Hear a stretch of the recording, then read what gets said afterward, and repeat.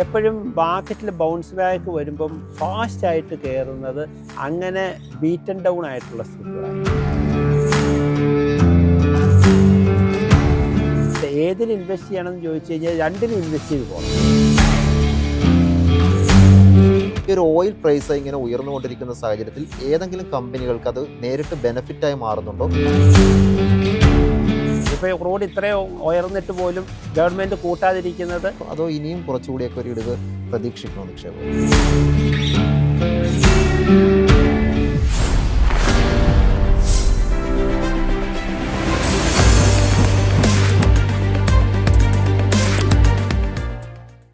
Market insight വിത്ത് DBFSൻ്റെ പുതിയൊരു എപ്പിസോഡിലേക്ക് എല്ലാ പ്രേക്ഷകർക്കും സ്വാഗതം.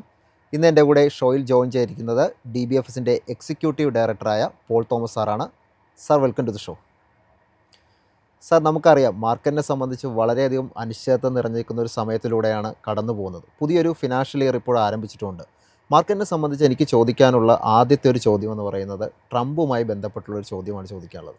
നമുക്കറിയാവുന്നതാണ്, ട്രംപ് ചില ദിവസം മാർക്കറ്റിന് അനുകൂലമാകുന്ന രീതിയിലുള്ള ചില പോസിറ്റീവ് കാര്യങ്ങൾ പറയും, അല്ലെങ്കിൽ ഈ ഒരു US ഇറാൻ ഇഷ്യൂ പെട്ടെന്ന് അവസാനിക്കുമെന്ന രീതിയിലുള്ള ഒരു കമൻറ്റ് പറയുകയാണെന്നിരിക്കട്ടെ, മാർക്കറ്റ് അത് വളരെ പോസിറ്റീവായി എടുത്തുകൊണ്ട് പോസിറ്റീവായൊരു ട്രേഡിംഗ് കാഴ്ചവെക്കും. ചില ദിവസം വളരെ നെഗറ്റീവായ രീതിയിലുള്ള കമൻറ്റ് അദ്ദേഹത്തിൻ്റെ ഭാഗത്തു നിന്ന് വരും.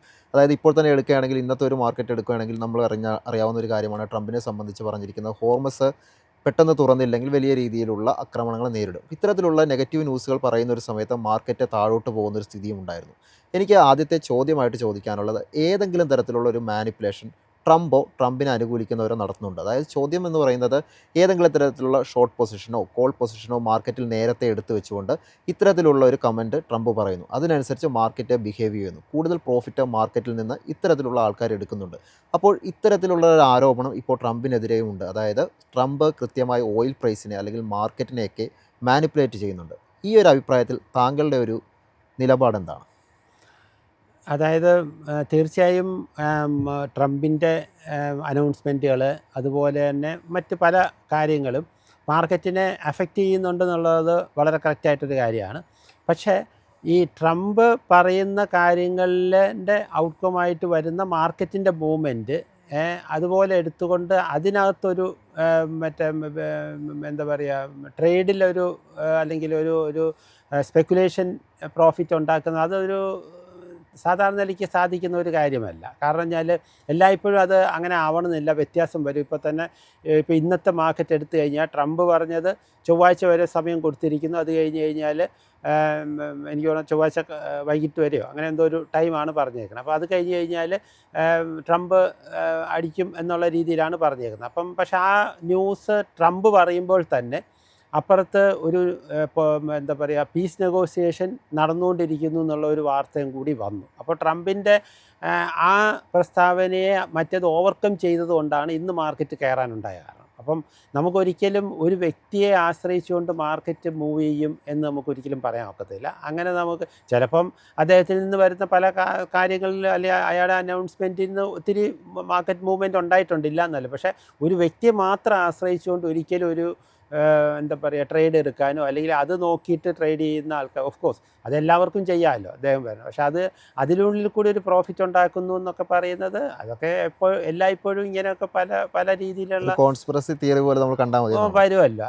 അതുപോലെ കൂട്ടിയാൽ മതി. അല്ലാതെ അതൊരു എന്താ പറയുക ഒരു അതിലൂടെ ഒരു സ്പെക്കുലേഷൻ പ്രോഫിറ്റ് ഉണ്ടാക്കാനായിട്ട് ട്രംപോ അല്ലെങ്കിൽ ട്രംപിൻ്റെ കൂട്ടാളിയോ അല്ലെങ്കിൽ ട്രംപ് പറയാൻ പോകുന്ന കാര്യം നേരത്തെ ആർക്കെങ്കിലും ചോർത്തി കൊടുത്തിട്ട് അവർ ലാഭം ഉണ്ടാക്കുന്നത്, അങ്ങനെയൊന്നും നമുക്കൊരിക്കലും, പ്രത്യേകിച്ച് ഒരു എന്താ പറയുക, ഒരു രാജ്യത്തിൻ്റെ പ്രസിഡൻറ്റോ അല്ലെങ്കിൽ അതുപോലത്തെ ആൾക്കാർക്കൊന്നും നമുക്ക് എക്സ്പെക്റ്റ് ചെയ്യാൻ പറ്റില്ല. അത് പിന്നെ എല്ലായ്പ്പോഴും ഇങ്ങനത്തെ കുറേ അലിഗേഷൻസൊക്കെ എല്ലാത്തിലും ഉണ്ടല്ലോ. അതിപ്പം ഇപ്പോൾ ഇന്ത്യയിലാണെങ്കിലും ഒരുപാട് അലിഗേഷൻസ് അതൊക്കെ ഇങ്ങനെയൊക്കെ ഉണ്ടാവാറുണ്ട്. അതിപ്പം ഫിനാൻസ് മിനിസ്റ്റർ ഇപ്പം ബഡ്ജറ്റ് പറയുന്നതിന് മുമ്പ് ബഡ്ജറ്റിൽ വരാൻ പോകുന്ന കാര്യങ്ങൾ നേരത്തെ അറിഞ്ഞു അല്ലെങ്കിൽ അത് ലീക്കായി എന്നൊക്കെ, ഇങ്ങനത്തെയൊക്കെ ന്യൂസുകൾ പലപ്പോഴും വരാറുള്ളതാണ്. അതിനകത്തൊന്നും നമുക്കധികം എന്താ പറയുക, ഒരു പരിധി വിട്ടിട്ട് അതിൻ്റെ വാസ്തവമൊന്നും നമുക്ക്, അല്ലെങ്കിൽ അങ്ങനെ ഒരു ലാഭം ഉണ്ടാക്കാൻ ഒരു കൂട്ടരിയ്ക്കും അങ്ങനെയൊന്നും നമുക്ക് ചിന്തിക്കാൻ പറ്റില്ല.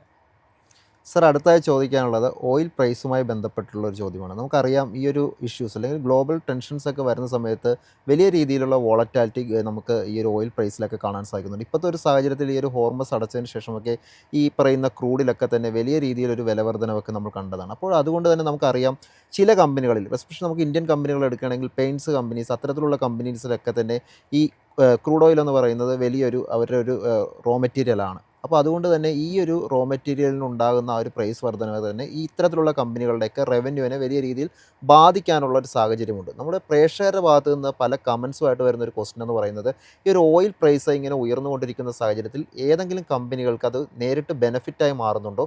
അപ്പോൾ ഇതിൻ്റെ ഒരു വ്യത്യാസം, അല്ലെങ്കിൽ ഞാൻ നേരത്തെ ചോദിച്ച പോലെ നമുക്ക് ഏതൊക്കെ കമ്പനികളാണ് ഇത് നെഗറ്റീവായിട്ട് ബാധിക്കുന്നതെന്ന് വലിയ രീതിയിലൊരു അറിവ് പലർക്കുമുണ്ട്. പക്ഷേ ഏതൊക്കെ കമ്പനികളിലായിരിക്കാം ഈ ഒരു പോസിറ്റീവ് കാര്യങ്ങൾ അല്ലെങ്കിൽ ഈ ഓയിൽ പ്രൈസിൻ്റെ വർധനവ് പോസിറ്റീവായി മാറുന്നത് എന്നുള്ളൊരു ചർച്ച ഇപ്പോൾ നടന്നുകൊണ്ടിരിക്കുന്നുണ്ട്. അത് കമൻറ്റ് സെക്ഷനിൽ നമുക്ക് കൃത്യമായി കാണാൻ സാധിക്കുന്നുണ്ട്. അതുകൊണ്ട് തന്നെ ഈ ഓയിൽ പ്രൈസ് ഏതെങ്കിലും കമ്പനികൾക്ക് ബെനിഫിറ്റ് ആകുമോ? താങ്കളുടെ ഒരു എക്സ്പെക്റ്റേഷൻ എന്താണ്? ഇതിനകത്ത് ഈ ഓയിൽ പ്രൈസിൻ്റെ ഇപ്പം ചാടി കയറി നിൽക്കുന്നു. അതായത് നേരത്തെ 80 അല്ലെങ്കിൽ 70 അല്ലെങ്കിൽ അതിൽ താഴെയൊക്കെ നിന്നിരുന്നത് ഇപ്പം 100 110 ഒക്കെ ആയി നിൽക്കുന്നു. ഇത് ഒരു ടെമ്പററി ഫിനോമിന. അതായത് ഈ പറഞ്ഞ മറ്റേ ഇറാൻ വാറുമായിട്ട് ബന്ധപ്പെട്ട് വന്ന ഒരു സംഭവമാണ്. ഇറാൻ വാർ ഏത് സമയവും ഇതിൻ്റെ പീസ് നെഗോഷിയേഷനൊക്കെ ഇപ്പോഴും നടന്നുകൊണ്ടിരിക്കുകയാണ്. ഇന്ന് രാത്രി വേണമെങ്കിലും പോസിറ്റീവായിട്ടൊരു ഔട്ട്കം വരാം. അപ്പോൾ ഇങ്ങനെയൊക്കെ ഏത് സമയത്തും വന്നു കഴിഞ്ഞാൽ, അല്ലെങ്കിൽ ഇത് യുദ്ധം അവസാനിക്കുന്ന ഒരു കാര്യം വന്നു കഴിഞ്ഞാൽ ഡെഫിനറ്റായിട്ടും ഈ സാധനം തിരിച്ച് 80-ലേക്കോ 70-ലേക്കോ പോകും. അപ്പം നമ്മളിപ്പോൾ ഈ ഒരു സാഹചര്യത്തിൽ ക്രൂഡ് കൂടി, ആ ക്രൂഡ് കൂടിയത് കൊണ്ട് ഇന്ന കമ്പനിക്ക് ബെനിഫിറ്റ് ഉണ്ടാകും എന്ന് വിചാരിച്ച് നമ്മൾ ഏതെങ്കിലും കമ്പനികൾ പിടിച്ചു കഴിഞ്ഞാൽ ഈ പറഞ്ഞ മാതിരി 2 ആഴ്ച കഴിയുമ്പോൾ അല്ലെങ്കിൽ 1 മാസം കഴിയുമ്പോൾ ഇതിൻ്റെ ഇഫക്റ്റ് മാറിക്കഴിയുമ്പോൾ നമുക്ക് അതുകൊണ്ട് പ്രത്യേകിച്ച് ഒരു പ്രയോജനം ഉണ്ടാവുന്നില്ല. അതുകൊണ്ട് അങ്ങനത്തെ ഒരു കാര്യത്തിന് പോയോണ്ട് പ്രത്യേകിച്ച് പ്രയോജനം കിട്ടും എനിക്ക് തോന്നുന്നില്ല. പിന്നെ ഓയിൽ മാർക്കറ്റിംഗ് കമ്പനികളെ സംബന്ധിച്ചോളം ഇതിൻ്റെ ഗുണങ്ങളും ദോഷങ്ങളും ഒക്കെ ഒരേ സമയത്ത് തന്നെ വരും. പിന്നെ ഓയിൽ മാർക്കറ്റിംഗ് കമ്പനികളൊക്കെ ഇന്നും നമ്മൾ നോക്കിക്കഴിഞ്ഞാൽ ഇപ്പോൾ IOC പോലെയുള്ള കമ്പനികളൊക്കെ വളരെ നല്ല പി റേഷ്യോയിലാണ് ഇന്ന് അവൈലബിൾ. ഈവൻ ഡിവിഡൻഡ് പോലും വർക്കൗട്ട് ചെയ്യുന്ന ഒരു കമ്പനിയാണ് IOC. അപ്പം അതിലൊക്കെ ഇൻവെസ്റ്റ് ചെയ്ത് കഴിഞ്ഞാൽ ഇപ്പം എനിക്ക് തോന്നുന്നു 130 രൂപയുടെ അടുത്തൊക്കെയാണ്, 134 രൂപയാണെന്ന് തോന്നുന്നു ഇന്ന് ക്ലോസ് ചെയ്യും. അപ്പം ഇങ്ങനത്തെയൊക്കെ കമ്പനികളിൽ ഇൻവെസ്റ്റ് ചെയ്ത് കഴിഞ്ഞാൽ റിസ്ക് എന്ന് പറയുന്നത് വളരെ കുറവാണ്. കാരണം എന്ന് പറഞ്ഞാൽ ഡിവിഡൻഡ് തന്നെ ഒരു 7% അല്ലെങ്കിൽ 8% ഒക്കെ വർക്കൗട്ട് ചെയ്ത് പോകും. ഈ മാർക്കറ്റ് പ്രൈസിൽ തന്നെ ചിലപ്പോൾ അതിനേക്കാളും കൂടുതൽ വർക്കൗട്ട് ചെയ്യും. അപ്പം പിന്നെ ക്യാപിറ്റൽ അപ്രിസിയേഷൻ എന്തായാലും കിട്ടും. പിന്നെ ലോങ് റണ്ണിൽ ഇതിലൊക്കെ നമ്മൾ വിചാരിക്കുന്നതിനേക്കാളും കൂടുതൽ ബെനിഫിറ്റുകൾ ഉണ്ടാകാൻ, അല്ലെങ്കിൽ പ്രൈസിൽ ബെനിഫിറ്റുകൾ ഉണ്ടാകാനുള്ള ഒരു സാധ്യതയുണ്ട്. പിന്നെ എന്തുകൊണ്ടാണ് ഈ കമ്പനികൾ ഇങ്ങനെ താഴെ നിൽക്കുന്നതെന്ന് ചോദിച്ചു കഴിഞ്ഞാൽ, ഈ ഓയിൽ കമ്പനികളെ സംബന്ധിച്ചിടത്തോളം ഗവൺമെൻറ് ആണ് അവരുടെ പ്രൈസ് ഫിക്സ് ചെയ്യാൻ, അല്ലെങ്കിൽ ഇവർക്ക് ഒന്ന് പബ്ലിക് സെക്ടർ കമ്പനികളാണ്, സ്വന്തമായ ഒരു തീരുമാനം എടുത്തുകൊണ്ട് പ്രൈസിൽ മാറ്റം പെട്ടെന്ന് വരുത്താൻ സാധിക്കും ചെയ്യാനൊക്കത്തില്ല. കാരണം ഇത് ഒത്തിരി ഫാക്ടേഴ്സുമായിട്ട് ബന്ധപ്പെടും. ഇപ്പോൾ പെട്രോളിന് ഒരു 10 രൂപ കൂട്ടട്ടെ, ജനം മുഴുവൻ കൂടെ എതിരാവും ഗവൺമെൻറ്റിന്. മനസ്സിലായി? ഇപ്പോൾ ക്രൂഡ് ഇത്രയും ഉയർന്നിട്ട് പോലും ഗവൺമെൻറ് കൂട്ടാതിരിക്കുന്നത് ഈ എലക്ഷൻസ് മുന്നിൽ കണ്ടുകൊണ്ടാണെന്നാണ് എല്ലാവരും ചിന്തിച്ചുകൊണ്ടിരിക്കുന്നത്. ഇലക്ഷൻ കഴിഞ്ഞ് കഴിഞ്ഞാൽ ഡെഫിനറ്റായിട്ടും ക്രൂഡ് ഇത്രയും വില കൂടിയ നിലയ്ക്ക് ഗവൺമെൻറ്റിന് വില കൂട്ടാതിരിക്കാൻ പറ്റില്ല. അപ്പം ഈ പെട്രോൾ വില അല്ലെങ്കിൽ ഡീസൽ വില എന്ന് പറയുന്നത് വളരെ സെൻറ്റിമെൻ്റലായിട്ട് ഉള്ള ഒരു സംഭവമാണ്. അപ്പോൾ അതുകൊണ്ട് തന്നെ പെട്രോളിന് വില കൂട്ടുക അങ്ങനെ ഒരു വളരെ ഈസി ആയിട്ടുള്ള, പണ്ടൊക്കെ നമുക്കറിയാമല്ലോ, ഒരു 1 രൂപയൊക്കെ പെട്രോളിന് കൂട്ടുമ്പോഴത്തേക്ക് ഇവിടെ സമരം ഇത് പിന്നെ സത്യം പറഞ്ഞാൽ ഈ ഒരു സമയം എന്ന് പറയുന്നത് വലിയ രീതിയിലൊരു വിലവർധന ഉണ്ടാകാനുള്ള ഒരു സാഹചര്യമായിരുന്നു. കാരണം സപ്ലൈ ഒക്കെ വലിയ രീതിയിൽ കുറഞ്ഞിരിക്കുന്ന സമയത്ത് ഈ ഒരു ഇലക്ഷൻ എന്നൊരു കാര്യം കൊണ്ട് മാത്രമാണ് ഒരു തീരുമാനം ഗവൺമെൻറ്റിന് എടുക്കാൻ പറ്റാതെ. അതെ, ഗവൺമെൻറ് മറ്റേ എന്താ പറയുക, പെട്രോൾ വിലയും ഡീസൽ വിലയും കൂട്ടാതെ ഇങ്ങനെ പിടിച്ച് നിൽക്കുകയാണ്. പറഞ്ഞ് മനസ്സിലായി? അപ്പം ഇനി ക്രൂഡിന് വില കുറഞ്ഞു കഴിഞ്ഞാൽ ഡെഫിനറ്റായിട്ടും ചിലപ്പോൾ ഒരു കൂട്ടത്തിലായിരിക്കും. ഇല്ലയെന്നുണ്ടെങ്കിൽ ഡെഫിനറ്റായിട്ടും ഓയിൽ പ്രൈസ് എന്താ പറയുക ഡൊമസ്റ്റിക് മാർക്കറ്റിലും കൂട്ടും. പക്ഷേ ഇത് കൂട്ടുമ്പോഴത്തേക്കും ജനങ്ങളെ സംബന്ധിച്ചോളം ഏറ്റവും അഫക്റ്റ് ചെയ്യുന്ന ഒരു സംഭവമാണ് ഡീസൽ. കാരണം പെട്രോളിൻ്റെ ഇപ്പോൾ വാഹനം ഇല്ലാത്ത ആൾക്കാരില്ല ഒരു രീതിയിലല്ല വേറെ രീതിയിൽ. അതുപോലെ തന്നെ ഇനി നമ്മുടെ സാധനങ്ങളുടെ വിലയാണെങ്കിലും ഡീസൽ പ്രൈസൊക്കെ കൂട്ടി കഴിയുമ്പോഴത്തേക്കും ഫ്രൈറ്റ് ചാർജസ് കൂടും. അങ്ങനെ ഒത്തിരി, അപ്പോൾ എല്ലാ നിലയ്ക്കും ജീവിത ചെലവ് കൂടുന്ന ഒരു സംഭവമാണ് മറ്റേ പെട്രോളിയം പ്രോഡക്ട്സിൻ്റെ വില ഡൊമസ്റ്റിക് മാർക്കറ്റിൽ കൂട്ടുന്നത്. അത് ഗ്യാസ് കൂട്ടിയാലും പെട്രോൾ കൂട്ടിയാലും ഡീസൽ കൂട്ടിയാലും ഡയറക്റ്റ് ആയിട്ടോ ഇൻഡയറക്റ്റ് ആയിട്ടോ എല്ലാ മനുഷ്യരെയും അഫക്റ്റ് ചെയ്യും. നമ്മൾ മേടിക്കുന്ന എല്ലാ സാധനങ്ങളുടെയും വില കൂടും. അപ്പം അതുകൊണ്ട് അതെപ്പോഴും വളരെ എന്താ പറയുക ക്രിട്ടിക്കലായിട്ടുള്ളൊരു സംഭവം ആയതുകൊണ്ട് ഗവൺമെൻറ്റും അതിനകത്ത് അപ്പം ഈ യഥേഷ്ടം ഓയിൽ കമ്പനികൾക്ക് അവരുടെ പ്രൈസ് ഫിക്സ് ചെയ്യാൻ പറ്റാത്തത് കൊണ്ടാണ് ഈ ഓയിൽ കമ്പനികൾ ഈ പറഞ്ഞ മാതിരി നമ്മൾ നോക്കുമ്പോൾ വളരെ ഡാം ചീപ്പായിട്ടൊരു മാർക്കറ്റ് പ്രൈസിൽ നിൽക്കുന്നതെന്നുള്ളതാണ് അതിൻ്റെ ഒരു പ്രധാനപ്പെട്ട കാരണം. ഗോയിങ് ഫോർവേഡ് ഇതിനകത്തൊക്കെ കുറേ ചേഞ്ചസ് വന്നു കഴിയുമ്പോഴത്തേക്കും ഈ പറഞ്ഞ പോലെ ഇന്നത്തെ ഓയിൽ കമ്പനികൾക്കൊക്കെ ഈ വിലയിലൊന്നും ഫ്യൂച്ചറിൽ കിട്ടണമെന്നില്ല. അതുകൊണ്ട് എന്തായാലും നമ്മൾ ഈ ഒരു ഓയിൽ കമ്പനികളുടെ കാര്യം പറഞ്ഞപ്പോൾ അപ്സ്ട്രീം കമ്പനികളുടെ ഒരു വ്യൂ കൂടി പറയാം. അതായത് ഇപ്പോൾ നമുക്കറിയാവുന്നതാണ് ONGC പോലുള്ള കമ്പനികളൊക്കെ ഒരു ട്രേഡിംഗ് നോക്കുമ്പോൾ നമുക്ക് കാണാൻ സാധിക്കുന്ന ഒരു നേട്ടം സമാന ഈ ഒരു സിറ്റുവേഷൻസിൽ ഇപ്പോൾ രേഖപ്പെടുത്തുന്നതായിട്ട് കാണുന്നുണ്ട്. മാത്രമല്ല കോൾ ഇന്ത്യ പോലുള്ള കമ്പനികളിലോട്ടൊക്കെ വരുമ്പോഴത്തേക്കും ഈ ഒരു സ്റ്റോക്കിലൊക്കെ തന്നെ ഒരു നേട്ടം കഴിഞ്ഞ വർഷം ഒരു മൊത്തത്തിലൊരു കൺസോൾട്ടേഷൻ ഫേസിൽ പോയിക്കൊണ്ടിരുന്ന സ്റ്റോക്കായിരുന്നു കോൾ ഇന്ത്യ. പക്ഷേ നമ്മളിപ്പോൾ നോക്കുമ്പോൾ ഈ ഒരു വർഷത്തിലോട്ട് വരുമ്പോഴത്തേക്കും ഒരു മുന്നേറ്റം ഒരു കൺസോൾട്ടേഷൻ ശേഷം ഒരു മുന്നേറ്റം തുടങ്ങിയതായിട്ടൊക്കെ കാണുന്നുണ്ട്. അപ്പോൾ ഇത്തരത്തിലുള്ള കമ്പനികളിൽ താങ്കളുടെ ഒരു ടേക്ക് എന്താണ്? തീർച്ചയായും ക്രൂഡിൻ്റെ വില കൂടുമ്പം ONGC പോലെയുള്ള കമ്പനികൾക്ക് അതൊരു പോസിറ്റീവാണ്, അതിന് സംശയമില്ല. പക്ഷേ അതിനകത്തൊരു പ്രശ്നം എന്ന് പറയുന്നത് ക്രൂഡിൻ്റെ വില എത്ര നാൾ കൂടി നിൽക്കും, തിരിച്ച് താഴെ വരില്ലേ എന്ന ഇപ്പോഴത്തെ സിറ്റുവേഷൻസ് മാറുമ്പോൾ ഇതൊക്കെയാണ് അതിൻ്റെ മറുവശം എന്ന് പറയുന്നത്. കോൾ ഇന്ത്യ നല്ല കമ്പനിയാണ്. കോൾ ഇന്ത്യയൊക്കെ ഫണ്ടമെൻ്റലി നല്ല കമ്പനിയാണ്. പിന്നെ എന്താ പറയുക, ഗോയിങ് ഫോർവേഡ് അതൊന്നും എനിക്ക് തോന്നുന്നില്ല ഒരുപാട് താഴെ വരാനുള്ള സാധ്യതകളൊന്നുമില്ല ഒരു പരിധി വിട്ടിട്ട്.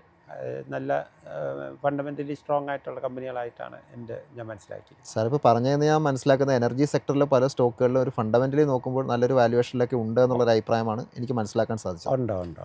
സാറിന് എന്തായാലും നമ്മൾ ഈ ഒരു ക്രൂഡിൻ്റെ ഒരു പ്രൈസുമായി ബന്ധപ്പെട്ടിട്ടുള്ള ഒരു ക്വസ്റ്റ്യൻ നമ്മളിപ്പോൾ ഓൾറെഡി ഡിസ്കസ് ചെയ്ത് കഴിഞ്ഞു. അപ്പോൾ ഇതുമായി ബന്ധപ്പെട്ട് തന്നെ ഒരു ക്വസ്റ്റ്യൻ കൂടിയാണ് എനിക്ക് കണ്ടിന്യൂ ചെയ്യാനുള്ളത്. നമുക്കറിയാവുന്നതാണ് ഈ ക്രൂഡിൻ്റെ വില ഇങ്ങനെ കയറുന്നതുകൊണ്ട് തന്നെ ഒരു സൈഡിൽ കൂടി ഈ എത്തനോൾ ബ്ലെൻഡിങ്ങിന് വലിയൊരു വാർത്താ പ്രാധാന്യം ഇപ്പോൾ വന്നു തുടങ്ങിയിട്ടുണ്ട്.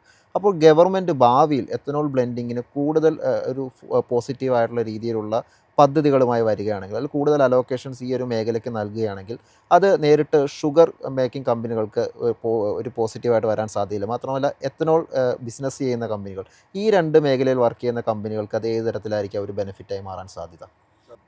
തീർച്ചയായും അവർക്ക് അതായത് അതിനുള്ളിൽ ഗവൺമെൻറ്റിൻ്റെ ഒരു സപ്പോർട്ടും കൂടെ ഉണ്ടെങ്കിൽ മാത്രമേ ആ കമ്പനികൾക്ക് അതിൻ്റെ ഒരു പോസിറ്റീവ് അല്ലെങ്കിൽ അതിൻ്റെ മുഴുവനുമായിട്ടുള്ള അതിൻ്റെ ബെനിഫിറ്റ് എടുക്കാൻ പറ്റത്തുള്ളൂ. അപ്പം അത് അങ്ങനെ വരികയാണെങ്കിൽ അങ്ങനത്തെ ഷുഗർ കമ്പനികൾക്ക് അതൊരു വലിയൊരു ബെനിഫിറ്റായിട്ട് വരും. സാറിന് ഈ ബാങ്കിങ് സെക്ടറിലെ ഏറ്റവും പ്രമുഖമായൊരു ബാങ്കാണ് HDFC ബാങ്ക്. അതായത് ലാർജസ്റ്റ് പ്രൈവറ്റ് സെക്ടർ ബാങ്ക് എന്ന് പറയാൻ സാധിക്കും. HDFC ബാങ്കിനെ കുറിച്ച് പറയാതെ നമുക്ക് ബാങ്കിങ് സെക്ടറിനെ പറ്റി ഒന്നും മാർക്കറ്റിൽ സംസാരിക്കാൻ പറ്റില്ല. പക്ഷെ നമുക്കറിയാവുന്നതാണ് കഴിഞ്ഞ കുറച്ച് ദിവസങ്ങളായി HDFC ബാങ്ക് വലിയ വാർത്താ പ്രാധാന്യത്തിൽ നിറഞ്ഞു നിൽക്കുന്ന ഒരു സമയമാണ്. മാർച്ച് 18 ഫോർമർ ചെയർമാൻ രാജിവെച്ചത് അദാനി ചക്രവർത്തി. അദ്ദേഹം പറഞ്ഞ റീസൺ എന്ന് പറഞ്ഞാൽ ചില എത്തിക്കൽ കാരണങ്ങൾ കൊണ്ട് അല്ലെങ്കിൽ ചില വാല്യൂസ് അദ്ദേഹത്തിൻ്റെ വാല്യൂമായി ബാങ്കിന് യോജിച്ചു പോകാൻ പറ്റാത്തൊരു സിറ്റുവേഷൻ ഉണ്ട്, അതുകൊണ്ട് തന്നെ അദ്ദേഹം രാജിവെക്കുന്നു എന്ന് പറഞ്ഞ് വാർത്തകൾ വന്നു. ബാങ്കിനെ സംബന്ധിച്ച് പിന്നീട് ഒരു കനത്ത ഇടിവൊക്കെ രേഖപ്പെടുത്തിയ ഒരു ട്രേഡിംഗ് നടത്തിയതായിട്ട് നമ്മൾ കണ്ടു. അതുമാത്രമല്ല ഈ ഒരു ബാങ്കിൻ്റെ ഒരു ട്രേഡിംഗ് നോക്കുമ്പോൾ നമുക്ക് മനസ്സിലാകുന്ന കഴിഞ്ഞൊരു വർഷം രേഖപ്പെടുത്തിയ ഒരു ഓൾ ടൈം ഹൈയിൽ നിന്ന് ഇപ്പോൾ ഏകദേശം 20% താഴെ ഇടിവ് രേഖപ്പെടുത്തുന്ന നിലയിലാണ് ട്രേഡിംഗ് തുടരുന്നത്. ഇന്നത്തെ ഒരു മാർക്കറ്റിലോട്ട് വരുമ്പോഴും HDFC ബാങ്കിനെ കുറിച്ച് പോസിറ്റീവായ ന്യൂസുകളുമുണ്ട്, നെഗറ്റീവായ ന്യൂസുകളുണ്ട്. പോസിറ്റീവായ ന്യൂസുകളിലോട്ട് വരുമ്പോൾ ബാങ്കിൻ്റെ ബിസിനസ്സിൽ കാര്യമായ അല്ലെങ്കിൽ ബിസിനസ് അപ്ഡേറ്റിൽ വളരെ പോസിറ്റീവായിട്ടുള്ള ഒരു അപ്ഡേറ്റ്സ് വന്നിട്ടുണ്ട്. അതായത് അഡ്വാൻസസ് അല്ലെങ്കിൽ ഡെപ്പോസിറ്റ്സ് ഇത്തരം കാര്യങ്ങളിലൊക്കെ ബാങ്ക് മികച്ച വളർച്ച രേഖപ്പെടുത്തി എന്നുള്ള ന്യൂസാണ് വന്നത്. നെഗറ്റീവ് സൈഡിലോട്ട് വരുമ്പോൾ FIയുടെ ഭാഗത്ത് നിന്ന് വലിയ സെല്ലിംഗ് ആണ് ബാങ്ക് കഴിഞ്ഞ കുറച്ച് ദിവസങ്ങളിലായി നേരിട്ടുകൊണ്ടിരിക്കുന്നത്. ഏകദേശം 35,000 ലക്ഷം കോടിയുടെ ഒക്കെ ഒരു സെല്ലിംഗ് നടന്നുവെന്നാണ് മനസ്സിലാക്കുന്നത്. എന്നാൽ DIയുടെ ഭാഗത്ത് നിന്ന് അതുപോലെ തന്നെ ഒരു ബൈയിങ് നടന്നിട്ടുമുണ്ട്. നമുക്കറിയാവുന്നതാണ്, ഞാൻ ആദ്യം മെൻഷൻ ചെയ്ത പോലെ തന്നെ HDFC ബാങ്ക് എന്ന് പറയുന്നത് നിക്ഷേപകർക്ക് ഒത്തിരി നേട്ടം നൽകിയിട്ടുള്ളൊരു ബാങ്കാണ്. പ്രൈവറ്റ് സെക്ടറിലെ ഏറ്റവും പ്രധാനപ്പെട്ട ബാങ്ക്, വലിയൊരു ഹെവി വെയ്റ്റഡ് ആയിട്ടുള്ളൊരു ബാങ്ക് കൂടിയാണ്.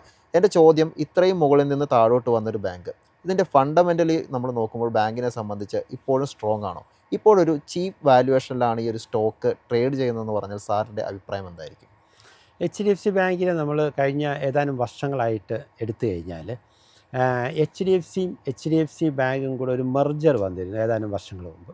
സത്യം പറഞ്ഞാൽ അന്ന് തുടങ്ങിയതാണ് HDFC ബാങ്കിന് ഒരു ശരിദിശ എന്ന് വേണമെങ്കിൽ പറയാം. അന്നും ഈ ഷെയർ ഏകദേശം 750 ലെവലിലേക്ക് താഴെ വന്നായിരുന്നു. താഴെ വന്നതിന് ശേഷം പിന്നെ അത് പതുക്കെ കയറിയിട്ടാണ് 1000-ലേക്ക് അത് വന്നത്. വീണ്ടും ഇപ്പം മാർക്കറ്റിൽ ഈ പറഞ്ഞ മറ്റേ മൊത്തത്തിലുള്ള മാർക്കറ്റിൻ്റെ ഒരു ബെയർ ഫേസ് ഇപ്പോൾ വന്നു. എല്ലാ ബാങ്കുകളും താന്നു. അതിൻ്റെ കൂടെ തന്നെ ഈ പറഞ്ഞ ചെയർമാൻ്റെ രാജി ഒരു അഡീഷണൽ ഒരു ഹിറ്റ് HDFC ബാങ്കിന് മാത്രമായിട്ടും ഉണ്ടായിട്ടുണ്ട്. വീണ്ടും ഇത് 750 റേഞ്ചിലേക്ക് വീണ്ടും ഇപ്പോൾ വന്നിട്ടുണ്ട്. എൻ്റെ ഒരു അഭിപ്രായത്തിൽ എനിക്കിത് സ്റ്റേറ്റ് ബാങ്ക് ഓഫ് ഇന്ത്യ പണ്ട് അതിൻ്റെ സബ്സിഡീസായിട്ട് മെർജ് ചെയ്ത സമയത്ത് ഇതുപോലെ SBI താഴോട്ട് പോയ ഒരു സന്ദർഭം ഓർക്കുന്നുണ്ടാവും. അന്ന് എനിക്ക് തോന്നുന്നത് ഒരു കൃത്യം ഞാൻ ഓർക്കുന്നില്ല, എന്നാലും എനിക്ക് തോന്നുന്നത് 300-ൻ്റെ ആ റേഞ്ചിലായിരുന്നു, അത് അതിൻ്റെ മുകളിലായിരുന്നു. പക്ഷേ ഈ മെർജിങ് വന്നു കഴിഞ്ഞപ്പോഴത്തേക്ക് ഇത് പിന്നെ താഴെ വന്നു. അറൗണ്ട് 300-400 റേഞ്ചിലൊക്കെയാണ് ആ സമയങ്ങളിലൊക്കെ ഇത് നിന്നിരുന്നതാണ് എൻ്റെ ഒരു ഓർമ്മ. എന്നാൽ അന്ന് ഇത് നല്ല ബൈ ആണെന്ന് നമ്മൾ പറഞ്ഞു കഴിഞ്ഞാലും പലർക്കും അന്ന് ഇത് മേടിക്കാനായിട്ട് ഭയങ്കര ബുദ്ധിമുട്ടായിരുന്നു. കാരണം എന്ന് പറഞ്ഞാൽ ഒരുപാട് നെഗറ്റീവ് ന്യൂസുകൾ വരുന്നു, മെർജിങ്ങിൻ്റേതായ ഇഷ്യൂസ്. പലപ്പോഴും ഈ മെർജ് ചെയ്ത ബാങ്കുകളും ഒക്കെ വരുമ്പോൾ കസ്റ്റമേഴ്സിന് പലപ്പോഴും ഇപ്പോൾ SBI ആയിട്ട് മെർജ് ചെയ്ത് കഴിഞ്ഞപ്പോഴത്തേക്കും SBTയുടെ പഴയ ആ ഒരു പണ്ടത്തെ ആ കസ്റ്റമേഴ്സിന് അവർക്ക് പണ്ട് കിട്ടിയിരുന്ന പല ആ ഒരു എന്താ പറയുക സർവീസ് കിട്ടുന്നില്ല എന്നൊക്കെ പറഞ്ഞ് ഒരുപാട് ഒരു നെഗറ്റീവ് ഇതുകളൊക്കെ ഇവിടെ നാട്ടിലുണ്ട്. പക്ഷേ പിന്നീട് നമ്മൾ കണ്ടത് 2-3 വർഷം കഴിഞ്ഞപ്പോഴത്തേക്കും ഈ സാധനം 1000 ക്രോസ് ചെയ്ത് പോകണതാണ് നമ്മൾ കണ്ടത്. അപ്പം റേഞ്ച് മാറിപ്പോയി എന്ന് പറയുന്ന പോലെ HDFC ബാങ്ക് ഇപ്പം മെർജിങ് കഴിഞ്ഞിട്ട് പിന്നെ ഒന്ന് പതുക്കെ സ്റ്റെബിലൈസ് ചെയ്ത് കയറിക്കൊണ്ട് വന്നപ്പോഴാണ് ഇപ്പോൾ രണ്ടാമത്തെ ഒരു ഹിറ്റ് വീണ്ടും വന്നത്. എൻ്റെ അഭിപ്രായത്തിൽ ഫണ്ടമെൻ്റലി HDFC ബാങ്ക് വളരെ നല്ലൊരു ബാങ്കാണ്. ന്യൂ ജനറേഷൻ ബാങ്കുകളിൽ തന്നെ എല്ലാ രീതിയിലും മികച്ചു നിൽക്കുന്ന ഒരു ബാങ്കാണ് HDFC ബാങ്ക്. അവരുടെ സോഫ്റ്റ്വെയർ ആണെങ്കിലും മറ്റ് എല്ലാ ആപ്ലിക്കേഷൻസ് ആണെങ്കിലും എല്ലാം മികച്ച രീതിയിലുള്ള ഒരു ബാങ്കാണ് HDFC ബാങ്ക്. അതുകൊണ്ട് തന്നെ HDFC ബാങ്കിൻ്റെ കസ്റ്റമേഴ്സിന് ആർക്കും തന്നെ ഇതുകൊണ്ടൊന്നും യാതൊരു പ്രശ്നവും വന്നിട്ടില്ല. ഒരു കസ്റ്റമറും ബാങ്ക് വിട്ടു പോയിട്ടുമില്ല. മനസ്സിലായില്ലേ? എല്ലാവരും വളരെ സാറ്റിസ്ഫൈഡ് ആയിട്ട് മുന്നോട്ട് പോകുന്നു. ഇപ്പം നേരത്തെ നിങ്ങൾ പറഞ്ഞ പോലെ തന്നെ അതിൻ്റെ റിസൾട്ടുകൾ വന്നപ്പോഴും അതിൻ്റെ റിസൾട്ടുകളും നല്ല റിസൾട്ടുകളാണ് ഇപ്പം വന്നേക്കുന്നത്. ക്വാർട്ടർലി റിസൾട്ടാണെങ്കിലും അതായത് ബാങ്കിൻ്റെ പെർഫോമൻസിനെ ഒരു രീതിയിൽ ഇതൊന്നും ബാധിച്ചിട്ടില്ല. ബാങ്ക് നല്ല രീതിയിൽ പെർഫോം ചെയ്യുന്നുണ്ട്. മാത്രമല്ല റിസർവ് ബാങ്കിൻ്റെ ഭാഗത്ത് നിന്നായാലും ബാങ്കിന് കാര്യമായ പ്രശ്നങ്ങളില്ല എന്ന് പറഞ്ഞ് RBIയും പറഞ്ഞിട്ടുണ്ട്. പിന്നെ ചെയർമാൻ പോയതോ അല്ലെങ്കിൽ മറ്റു കാര്യങ്ങളോ എനിക്ക് തോന്നുന്നത് അവരുടേതായ ചില ചെറിയ മറ്റേ ബാങ്കിൻ്റെ ഉള്ളിലുള്ള എന്തൊക്കെയോ ചെറിയ പ്രശ്നങ്ങളോ അല്ലെങ്കിൽ മാനേജ്മെൻറ്റും മറ്റേ ഇതുപോലെ തമ്മിലുള്ള പ്രശ്നങ്ങളോ എന്തെങ്കിലുമൊക്കെ ആയിരിക്കാം. വാട്ട് വരുമ്പോൾ അത് അത്രത്തോളം ക്ലിയറായിട്ട് നമുക്കും അറിയത്തില്ല. ഈ നേരത്തെ പറഞ്ഞ പോലെ ഇപ്പം ചെയർമാൻ പോരുന്ന സമയത്ത് 1-2 കാര്യങ്ങൾ പറഞ്ഞല്ലാതെ പിന്നീട് അതിനെപ്പറ്റിയൊന്നും നമുക്കും അറിയത്തില്ല.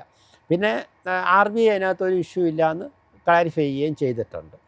പിന്നെ അങ്ങനത്തെ സന്ദർഭങ്ങളിൽ നോർമലി RBI ഒക്കെ ചിലപ്പം അവർ അങ്ങനെ എന്തെങ്കിലും പ്രശ്നങ്ങൾ തോന്നിക്കഴിഞ്ഞാൽ ഈ പറഞ്ഞ മാതിരി അവർ ബാങ്കിൽ ഇൻസ്പെക്ഷൻ നടത്തുകയും കാര്യങ്ങളൊക്കെ ചെയ്യും. കാരണം RBIയുടെ ഒരു ഉത്തരവാദിത്തത്തിൽപ്പെട്ട കാര്യമാണ്. RBI HDFC ബാങ്ക് ആയതുകൊണ്ട് കൂടിയല്ലേ ഇങ്ങനെ ഒരു കമൻറ്റ് പെട്ടെന്ന് പറഞ്ഞു? കാരണം അത്രയും സ്വാധീനം ഇന്ത്യൻ മാർക്കറ്റിലുള്ളൊരു ബാങ്ക് അല്ലേ? അല്ല, അതിനകത്തൊരു കാര്യം കൂടെ ഉണ്ട്.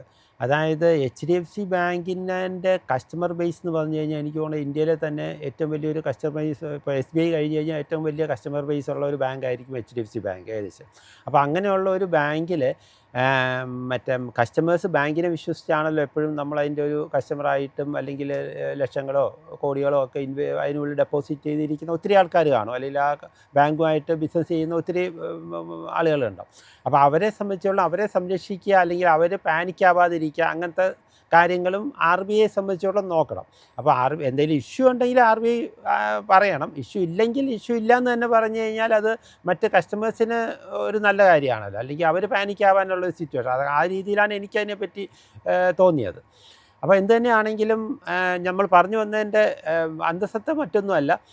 HDFC ബാങ്കിനെ പോലെയുള്ള ഒരു ബാങ്ക് 750 രൂപ താഴെ അല്ലെങ്കിൽ അറൗണ്ട് 750 റുപ്പീസിന് അവൈലബിൾ ആവുക എന്ന് പറഞ്ഞു കഴിഞ്ഞാൽ നമ്മളതിൻ്റെ ഫണ്ടമെൻ്റലും PE എല്ലാം വെച്ച് നോക്കുമ്പോൾ അത് ഒരു നല്ല പ്രൈസ് ആയിട്ടാണ് നമുക്ക് അതിനെ മനസ്സിലാക്കാൻ സാധിക്കുന്നത്. അതാണ് ഞാൻ പറഞ്ഞതിൻ്റെ ഉദ്ദേശം.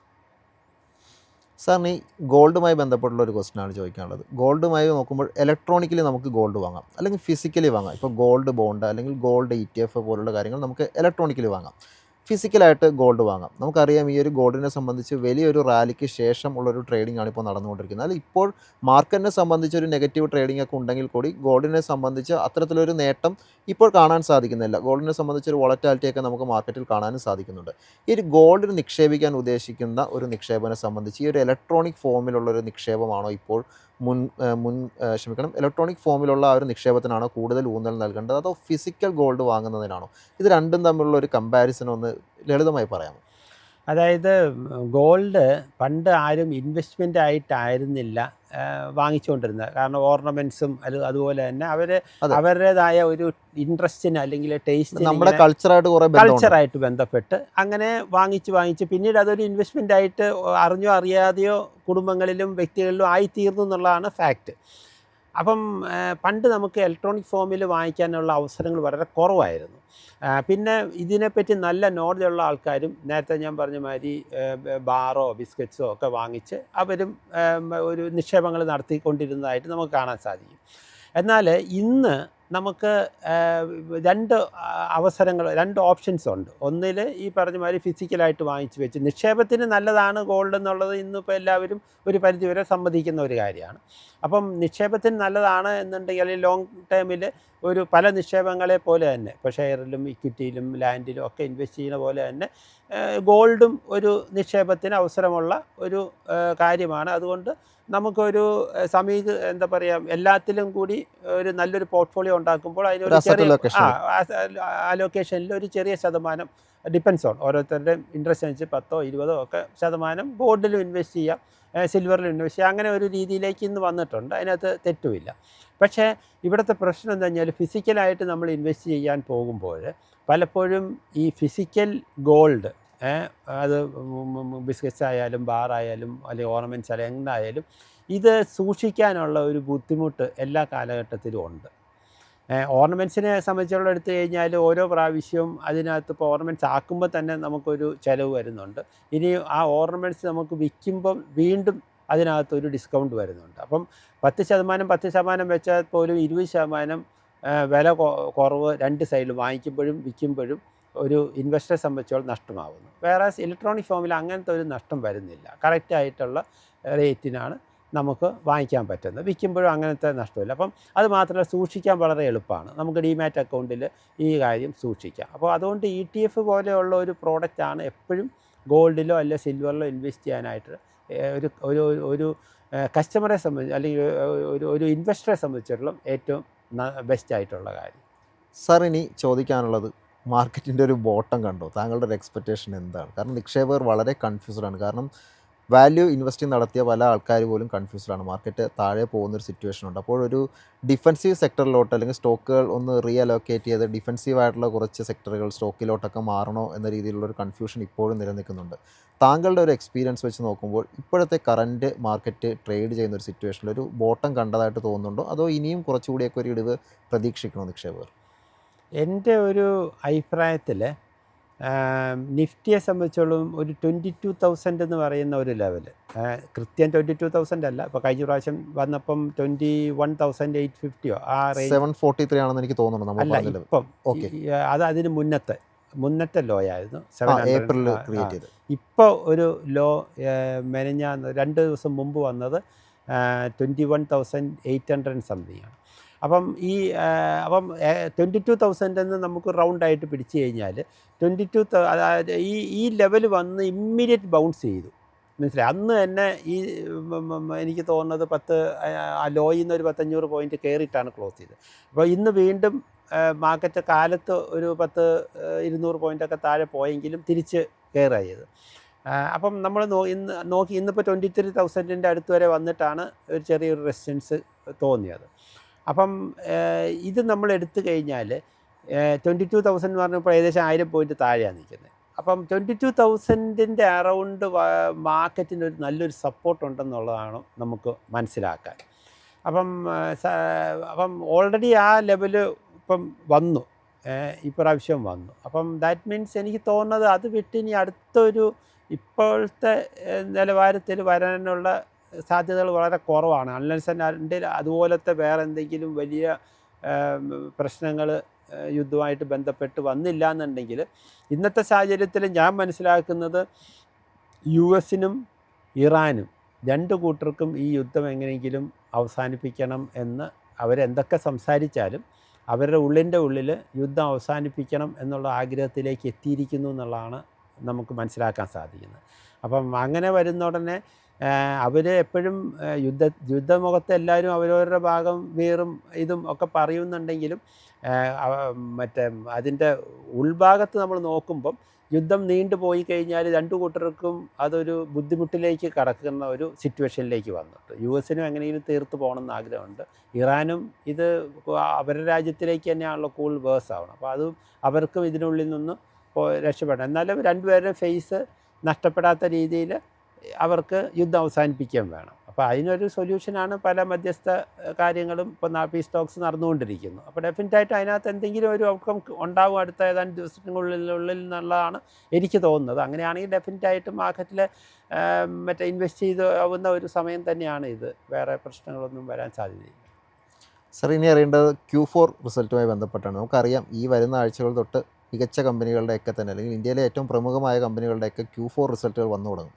ഈ ഒരു ഗ്ലോബൽ ടെൻഷൻസ് വാറൊക്കെ നിലനിൽക്കുന്ന ഒരു സമയത്തിലൂടെയാണ് ഈ ഒരു Q4 കമ്പനീസ് കടന്നു പോയത്. അതുകൊണ്ട് തന്നെ അവരുടെ ഒരു ഏണിങ്സിലൊക്കെ ഒരു ഇടിവ് വരാനുള്ള ഒരു സാഹചര്യമാണ് ഉള്ളതെന്നാണ് മനസ്സിലാക്കുന്നത്. താങ്കളുടെ ഒരു ടേക്ക് Q4 റിസൾട്ടിൽ എന്തായിരിക്കും, അല്ലെങ്കിൽ മാർക്കറ്റിൽ ഏത് തരത്തിലുള്ള ഒരു Q4 ആയിരിക്കാം നമ്മൾ എക്സ്പെക്റ്റ് ചെയ്യേണ്ടത്? എല്ലാ കമ്പനികളെയും അത് ബാധിക്കണമെന്നില്ല. പിന്നെ Q4-ൻ്റെ ഒരു ലാസ്റ്റ് മന്തിലാണ് ഈ ഇഷ്യൂ വന്നിട്ടുള്ളൂ. അതുകൊണ്ട് Q4-ൽ മൊത്തത്തിൽ അത് ബാധിക്കാനുള്ള സാധ്യതയില്ല. ഇനിയും Q1 വരുമ്പം വീണ്ടും നമുക്ക് പറയാൻ ഒക്കത്തില്ല. ചിലപ്പം Q4-നേക്കാളും കൂടുതൽ ഇഫക്റ്റ് ചെയ്യുന്നത് Q1-ലായിരിക്കാം. അപ്പം ആ രീതിയിൽ നമ്മൾ നോക്കുമ്പം Q4 വലിയൊരു പ്രോബ്ലം വരില്ല എന്നുള്ളതാണ് എൻ്റെ ഒരു നിഗമനം. പക്ഷേ Q4-ൻ്റെ ഒരു പ്ലസ് പോയിൻ്റ് എന്താണെന്ന് വെച്ച് കഴിഞ്ഞാൽ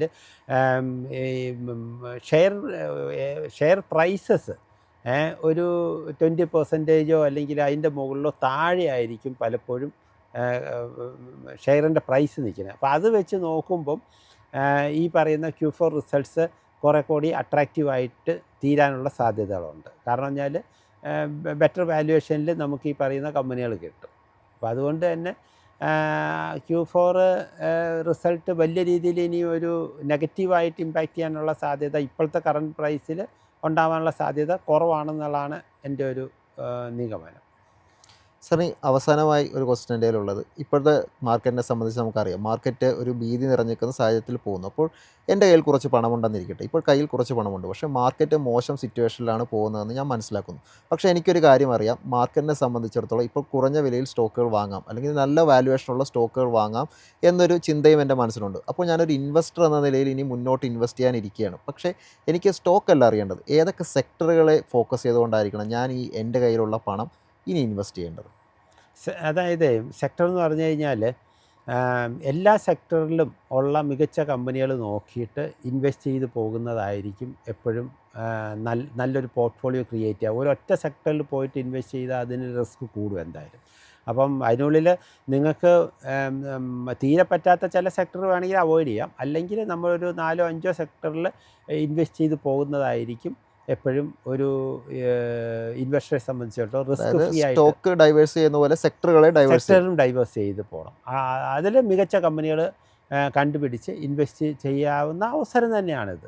അതിനകത്ത് നമ്മൾ ഇനിയും ഇപ്പം നമ്മൾ ഇൻവെസ്റ്റ് ചെയ്തിട്ട് ഇനി ഒരു 5% താഴെ പോയോ അങ്ങനെ നമ്മൾ നോക്കേണ്ട കാര്യമില്ല. അല്ലെങ്കിൽ അവർക്കൊരു 50% അല്ലെങ്കിൽ 75% ഇൻവെസ്റ്റ് ചെയ്തിട്ട് ഒരു 25% അവർക്ക് ക്യാഷായിട്ട് വേണേൽ കീപ്പ് ചെയ്തിട്ട് ഇഷ്യൂ മാറുന്ന നോക്കിയിട്ട് വാങ്ങിച്ചാലും മതി.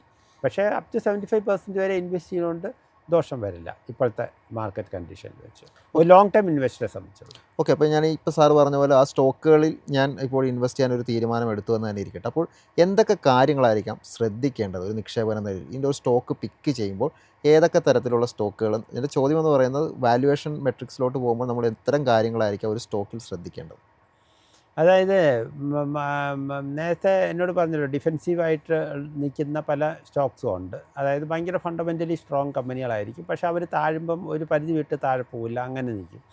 എന്നാൽ മിഡ് ക്യാപ്സിലൊക്കെ ആയിരിക്കും അധികം കമ്പനികളും ഭയങ്കരമായിട്ട് താഴ്ന്നു 50% താഴെ വന്നിട്ടുള്ള എന്നാൽ ചിലപ്പോൾ നല്ല പെർഫോമിങ് കമ്പനികളും ആയിരിക്കും, നല്ല പ്രൊമോട്ടേഴ്സും എല്ലാം ആണെന്നുണ്ടെങ്കിൽ എപ്പോഴും മാർക്കറ്റിൽ ബൗൺസ് ബാക്ക് വരുമ്പം ഫാസ്റ്റായിട്ട് കയറുന്നത് അങ്ങനെ ബീറ്റൻ ഡൗൺ ആയിട്ടുള്ള സ്ക്രിപ്പുകളായിരിക്കും.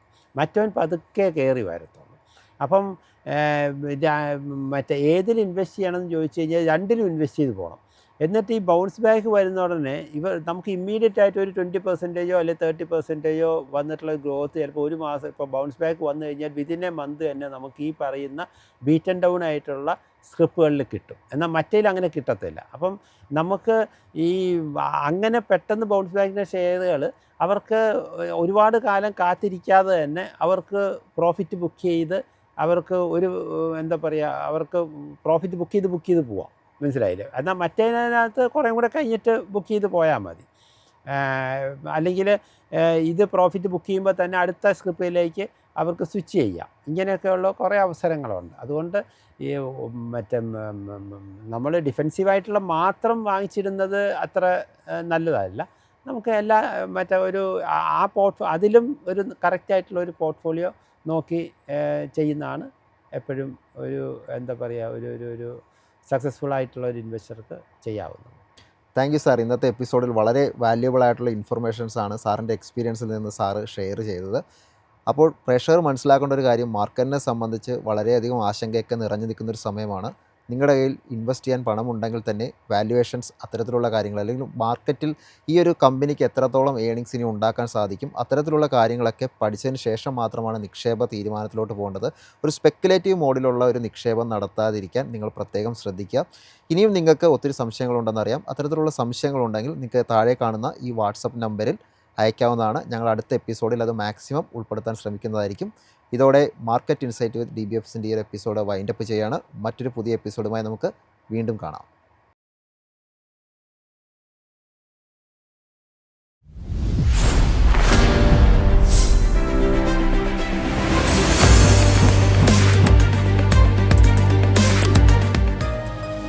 എളുപ്പത്തിൽ സമ്പാദ്യം വളർത്താം. ഇന്ന് തന്നെ മൈഫിൻ TV ആപ്പ് ഡൗൺലോഡ് ചെയ്യൂ.